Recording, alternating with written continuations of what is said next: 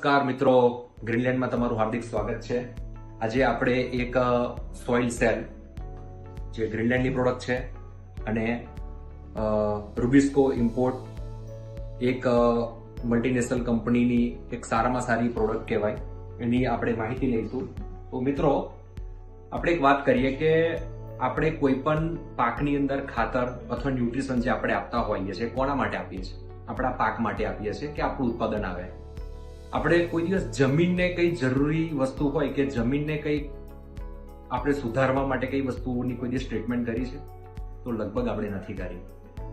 જમીનનું જે બંધારણ છે એમાં કાર્બનિક, અકાર્બનિક અને સૂક્ષ્મ જીવો, આ ત્રણ વસ્તુ ભેગી થઈને બનેલી હોય તો એ તમારી કહેવાય કે જીવતી જમીન કહેવાય. તો કાર્બનિક એટલે કાર્બન અને અકાર્બનિક એટલે કે જે પણ ફર્ટિલાઇઝર્સ બધા આવે છે તે. મિત્રો, આપણી જમીનની અંદર આપણે યુરિયા નાખીએ એ એમોનિકલ ફોર્મમાં હોય, જમીનના પાર્ટિકલ સાથે બોન્ડ થાય.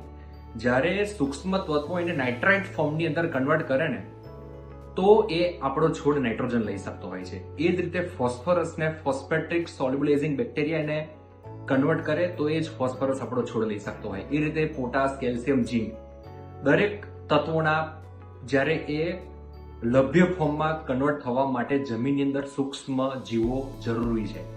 અને આ બધા સૂક્ષ્મ જીવો જ્યારે તમારા જમીનની અંદર એ લોકોને રહેવા માટેની અનુકૂળ પરિબળો અને એમના અનુકૂળ ખોરાક મળી રહેતો હોય, એટલે કે લોકોનો ખોરાક છે કાર્બન, તો જ એ જીવતા હોય છે.